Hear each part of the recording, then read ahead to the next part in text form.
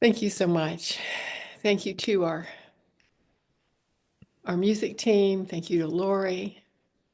Thank you for Robin bringing us to this place in the service, this place where we get to delve into what's next. Well, I hope you've been having fun because I have. I have been having fun with this world of sacred abundance and to find this precious little book, Sacred Abundance, 7 Spiritual Principles to Experience Heaven on Earth Now, written by Robin Ryder, who's Reverend at Unity of Venice in Venice, Florida. And I'm going to begin today by sharing again a blurb from her introduction because it really plants in our minds this idea of abundance and what it means to us. Standing on a balcony overlooking the ocean, birds glide by below you, a pod of dolphins frolicking in the surf, and a brilliant crimson sun below the horizon. That is sacred abundance. Looking into the eyes of someone you deeply care about and seeing that profound love they feel for you reflected back. That is sacred abundance. Sitting at a table surrounded by friends, preparing to dine on a meal of all of your favorite foods. That is sacred abundance. Walking to your mailbox and opening it up to a completely unexpected check from a completely unexpected source. That is sacred abundance. We have all had glimpses of abundance, but we are not meant to settle for glimpses. Sacred abundance is our birthright. We are children of God, and as children of God, we are heirs to the kingdom. And God's kingdom, that is what we make of it right here and right now. So we have explored, considered, and practiced our love work for the first 4 of the 7 principles that Robin introduces in her book.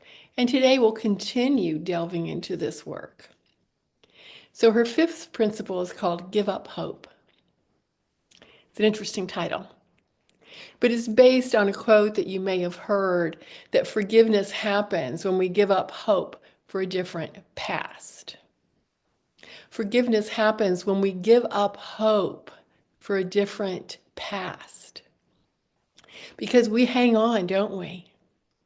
We hang on to that hurtful past, reworking it in our minds, replaying it in our minds. And this is where righteous indignation becomes dangerous. It becomes harmful to ourselves, hanging on to prolonged attachment, perhaps even identity with that wronged action, to righteous indignation damages. This hurts us to our very soul, and it keeps us chained to victimhood. The past is past, it is gone. And it isn't that it no longer matters. It is that it no longer matters who we are today. Whether that past was 20 years ago, 20 days ago, 20 hours ago, 20 minutes ago, the past is past. And yet, we can wear it like an armor, stomping through life. Look at what he did. Can you believe what she did? Those people have ruined my life. They are ruining our lives. In our mind, we think we're justified in our anger, in our unforgiveness, and yet we are only harming ourselves. Spiritual teacher Eckhart Tolle, in his book A New Earth, refers to this collection of repressed and unprocessed emotions that accumulate over time, creating a negative energy field within us. He calls it the pain body. It's a product of our ego. It's a product of our ego refusing to let go of those wounds. We must beam the light of God, the light of love on this pain body, this internal folding inside, this fear-filled, often bitter place. We say we want to live in a peace-filled world, a world enfolded in peace, but our feelings and our actions sometimes are anything but peaceful when we're stuck in blame. So why do we talk about forgiveness when we talk about abundance? Well, Edwene Gaines is Unity's queen of prosperity, and she is known for being very direct and to the point. She is still giving workshops. I think she's in her 80s, which matters not at all in Unity. When someone comes to her and they tell her that they've done everything she's asked, they've read the books, they've done all the exercises, all the practices, they are full in 100%, and they are still not experiencing abundance, she will look at them directly and say, "Who have you not forgiven? Who have you not forgiven?" We forgive as a process, as a practice. We forgive for ourselves and as a gift to the universe and to alter our vibration, to move from victimhood to active participation in the blessings of life. It has little, if nothing, to do with the other person, the event, or the situation. We forgive to relieve ourselves of the burden of unforgiveness. It's like this boulder that we've been carrying around, and we are finally able to put it down and walk away. Perhaps even blessing that boulder for the lessons we've learned by hauling it around with us. Forgiveness takes a focused, consistent practice, and we each choose the approach that works for us. Before we go to sleep at night, we might run through our minds the happenings of the day to see if there's any flags that are coming up for us, any forgiveness work we need to do towards others and towards ourselves. We might set a time every few months to meditate and bring to mind anyone we can think of to see if someone's not passing harmless through our minds and hearts. Any of our own actions, we want to clear our hearts up. And we have a wonderful spiritual toolbox. It is filled with forgiveness practices, 20 minutes of blessings, Ho'oponopono, a letter to a child, and more. It's our spiritual toolbox. And we decide, we choose to take out and use these tools available to us. For this is important, vital work.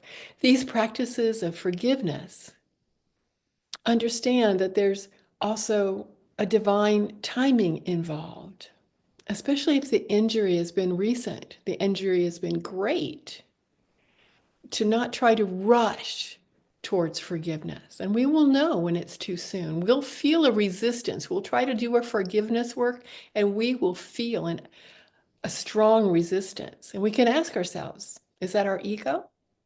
Or do we have some healing to do? We've truly been harmed, and we need to work through and understand and forgive our own feelings of disappointment, of betrayal, or whatever the situation was.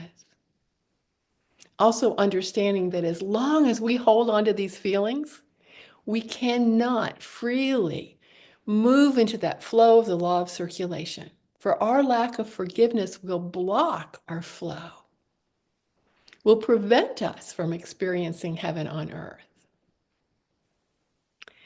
The sixth principle is called the mightiest magnet, and it's about activating our love force. Our love force. Yes, we each have one. In the Gospel of John, we're introduced to one of the greatest teachings of the man we call Jesus. Simply stated, love one another. Love one another. As I have loved you, love one another. Well, we can only be a center for love when we've done our inner work, when we're focusing on the good and lifting our vibration. When we are vibrating with the energy of love, we become a magnet that draws into our life good.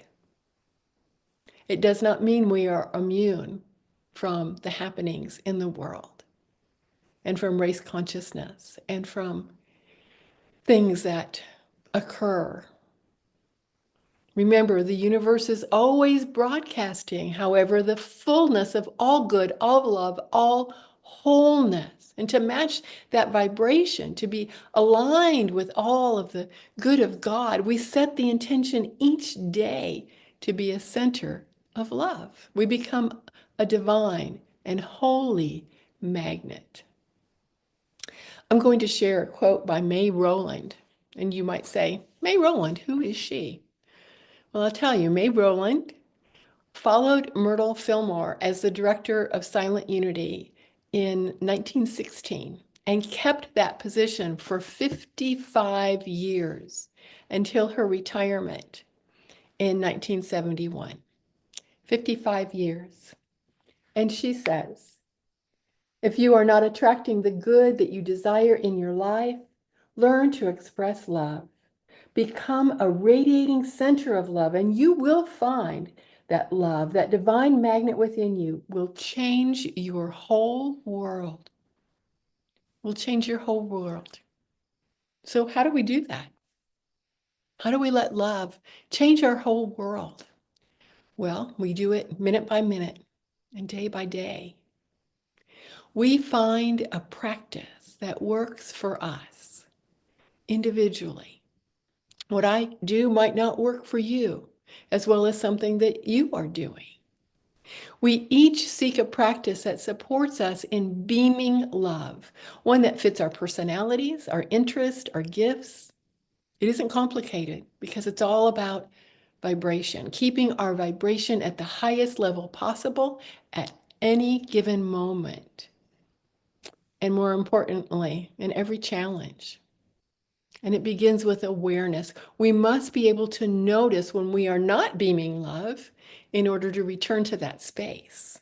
And we can all get there. We can find a quiet place, away from the busyness of the day, lower the lights, light a candle, play some music, enter into meditation, touching the divine within us.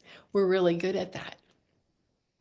And eventually, we have to blow out the candle and re-enter the outer world with people in it and things that break, with aches and pains, with hurt and grief and loss, and distractions that pull our attention away from the wonderful experience of beaming love. Then what do we do? How can we beam love when we're feeling irritation? How can we revel in the energy of love and light when something breaks? This past week, I've been kind of working double time, focusing not only on this Sunday's lesson, but next Sunday, because this week I'm involved serving on the credentialing team with Unity Worldwide Ministries, and I feel very honored to do so. But that means I need to work ahead in order to have the time that I can give to them. So I was talking with Chris on the phone, and we were discussing plans that we've been working on for Pride Week. And I told him I would copy him on an email. So right then I sent the email to him, and we continued to talk. Then I asked if he saw the email I had just sent. No, he had not. I looked at my email on my computer and saw I had 10 emails in my outbox. Everything I had worked on that afternoon was just sitting there, not going anywhere. My email had stopped working. It's not easy to beam love when you're faced with a challenge, is it? When you're faced with frustration, when not knowing how to fix something in our lives and everything you try doesn't work. It's not easy to beam love when faced with a diagnosis or a prognosis or the loss of physical abilities or the loss of a loved one. That's why it takes our focused awareness to notice when we're not in the space of being aware of our connection with the divine. So what did I do? Well, I did what I often do. I cried to Carolyn in a text, and I felt better because she's always so sympathetic.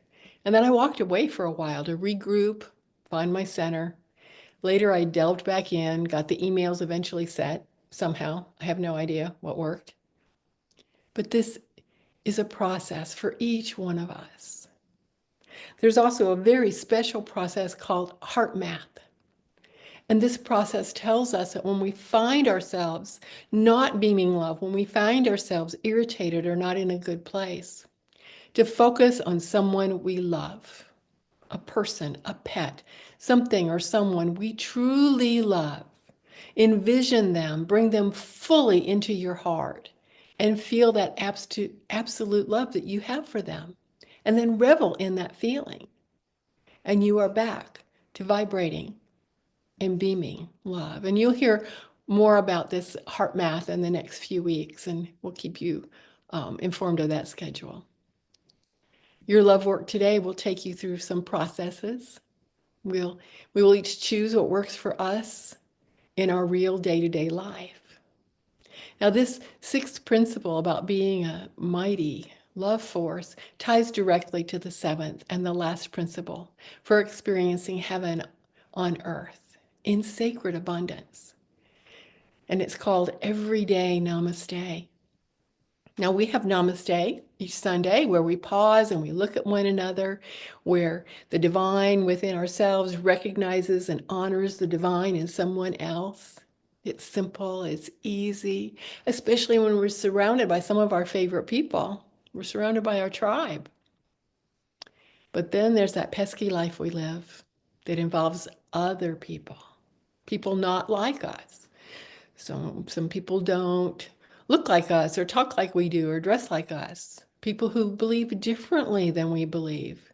People who support ideals or programs that we don't. Yes, what about them? I'll tell you a story. A little boy went on a journey intent on visiting God. Now, he knew it would be a long journey because he didn't know where God was, but he was pretty sure it would be far away. So he packed some snacks, some food, juice boxes, and he headed out for his trip. Came upon a park that looked nice. It had shade and benches, so we settled down on the bench, already feeling kind of hungry, like I do every time I get in the car going on a trip. And at the other end of the bench was an elderly woman, and she looked so kind. She didn't say anything. She simply smiled at him, and her smile was so beautiful that it captivated the little boy. And as he sat there, he opened his bag and he took out a couple boxes of raisins and a couple of juice boxes. And he thought if he offered the woman some of his snacks, he would see that beautiful smile again. Well, she accepted his gesture and he got that smile. They sat together for a while, not speaking, simply enjoying their snacks and each other's company. Eventually, the little boy noticed it was getting late and he should be heading home so that his mother wouldn't worry. And he gathered his stuff up and he took a few steps. Then he ran back to the woman and he gave her a hug. And in return, she gave him the most beautiful smile yet. When the little boy arrived home, his mother noticed how happy he seemed to be. And when she asked him about his day, he said, "Oh, Mom, I had snacks in the park with God today. And you know what?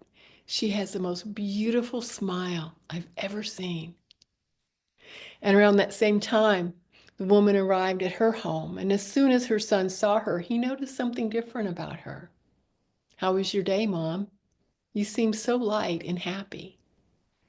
And she said with her beautiful smile, "Actually, I had snacks in the park with God today, and he's much younger than I expected."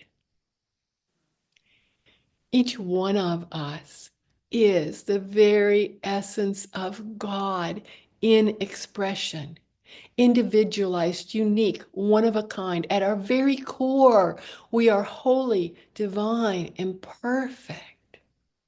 That is true for the kind woman at the park and the little boy. It's also true for the people who appear unkind and unsmiling. The final principle of sacred abundance is understanding the truth of who we are. We are each a perfect child of God. The very essence of God moves within each person on this planet, each and every one. And when we live in that understanding, we treat one another accordingly. Everyday namaste is simply setting the simple intention of love and kindness, setting the intention to bless another human being, whoever that other might be. And you can do that without ever leaving your home, as well as when you leave your home. It might seem like a small gesture, but small gestures add up. I share with you a quote from Mother Teresa. We ourselves feel that what we are doing is just a drop in the ocean, but the ocean would be less because of that missing drop. And I will end these lessons with a quote from Marianne Williamson. We were born to make manifest the glory of God that is within us. It's not just in some of us, it's in everyone. As we let our own light shine, we unconsciously give other people permission to do the same. Everyday namaste. Everyone, no exceptions. And so our final love work, the fifth principle is providing 5 steps for forgiveness, releasing hope for a different past. Acknowledging the hurt is the first step. If you could rewrite it is the second step. How would it look, sound, feel different? Take a breath and affirm that it's already happened, it's over, and will never change. That's the third step. The fourth is to reflect back and look for the good. Write down any blessings that came from this. And then the fifth step, write down words of release and forgiveness, and then physically release the paper to the trash, the water, fire, buried in the dirt, whatever works for you where you are. And then the sixth principle is that mightiest magnet, activating your love force. And just list things. List 5 people you truly care about and love being around. List their names and why you love them and love being around them. List 5 of your favorite foods. List 5 places in nature that you love to be. List 5 of your favorite leisure activities. List 5 of your favorite memories. Simply recalling and thinking about each one has raised your vibration. Even with just one, has raised your vibration to one of love and appreciation. And then the 7th and final principle, everyday namaste. Be the change. At the start of each day this coming week, set the intention to be a blessing to someone. Keep your mind and your heart open and record your experience with the day, the date, and here is how I bless someone. Do that each day. And next week, you can join us for our alternative service, our Sacred Abundant Spiritual Cafe.